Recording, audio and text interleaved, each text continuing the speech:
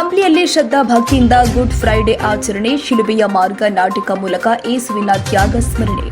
ಬಳ್ಳಾರಿ ಜಿಲ್ಲೆಯ ಕಂಪ್ಲಿ ನಗರದ ಸಹಾಯ ಮಾತೆ ದೇವಾಲಯದಲ್ಲಿ ಕ್ರೈಸ್ತ ಸಮುದಾಯದ ಪವಿತ್ರ ಆಚರಣೆಯಾದ ಗುಡ್ ಫ್ರೈಡೆಯನ್ನ ಶುಕ್ರವಾರ ಶ್ರದ್ಧಾ ಭಕ್ತಿಯಿಂದ ಆಚರಣೆ ಮಾಡಲಾಗಿದೆ. ಉಪವಾಸ, ಧ್ಯಾನ ಮತ್ತು ಪ್ರಾರ್ಥನೆಯ ಮೂಲಕ ಭಕ್ತರು ಈ ದಿನವನ್ನ ಭಕ್ತಿ ಹಾಗೂ ಭಾವನಾತ್ಮಕತೆಯಿಂದ ಮೀಸಲಿಟ್ಟಿದ್ದಾರೆ.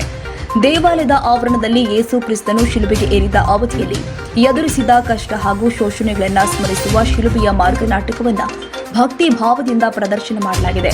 ಈ ಮೂಲಕ ಯೇಸು ಅನುಭವಿಸಿದ ತ್ಯಾಗ ಹಾಗೂ ನೋವನ್ನ ಜನತೆಗೆ ಆಧ್ಯಾತ್ಮಿಕವಾಗಿ ಅನುಭವಿಸಲು ಅವಕಾಶ ದೊರಕಿದೆ. ಆಧ್ಯಾತ್ಮ ಪೂಜಾ ವಿಧಿಯನ್ನ ಚರ್ಚ್ ಫಾದರ್ ಸುನಿಲ್ ರವರು ನೆರವೇರಿಸಿದ್ರು. ಹ್ಯಾನ್ಸಿಲಂ ಪವನ್ ಸೇರಿ ಹಲವಾರು ಶ್ರದ್ಧಾಳುಗಳು ಈ ಕಾರ್ಯಕ್ರಮದಲ್ಲಿ ಭಾಗವಹಿಸಿ ವಿಶೇಷ ಪ್ರಾರ್ಥನೆ ಹಾಗೂ ಧ್ಯಾನದಲ್ಲಿ ತೊಡಗಿದ್ರು.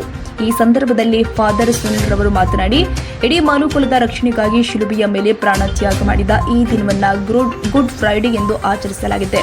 ಸಮುದಾಯದ ಜನ ಮನೆಗಳಲ್ಲಿ ಉಪವಾಸ ಆಚರಿಸುತ್ತಾರೆ. ಯೇಸುವಿನ ಮರಣದಲ್ಲಿ ಪಾಲ್ಗೊಳ್ಳಲು ಇದೊಂದು ಅವಕಾಶ ಎಂದು ಭಾವಿಸುತ್ತಾರೆ ಎಂದರು. ಆತ್ಮೀಯ ಸಹೋದರ ಸಹೋದರಿಯರೇ, ಇಂದು ವಿಶ್ವದಾದ್ಯಂತ ನಾವು ಶುಭ ಶುಕ್ರವಾರವನ್ನು ಆಚರಿಸುತ್ತೇವೆ.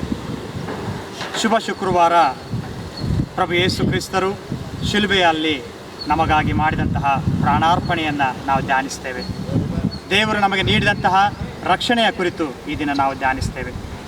ಈ ನಮ್ಮ ಸಹಾಯ ಮಾತೆ ಧರ್ಮ ಕೇಂದ್ರದಲ್ಲೂ ಸಹ ಎಲ್ಲ ಭಕ್ತಾದಿಗಳು ಭಕ್ತಿ ವಿಶ್ವಾಸದಿಂದ ಈ ಒಂದು ಶುಭ ಶುಕ್ರವಾರವನ್ನು ಆಚರಿಸಿದ್ದಾರೆ. ಎಲ್ಲ ಯುವ ಜನರು ಭಕ್ತಾದಿಗಳು ಶಿಲುಬೆಯ ಯಾತನೆಯ ಆ ಒಂದು ಪ್ರದರ್ಶನವನ್ನು ಮಾಡಿದ್ದಾರೆ.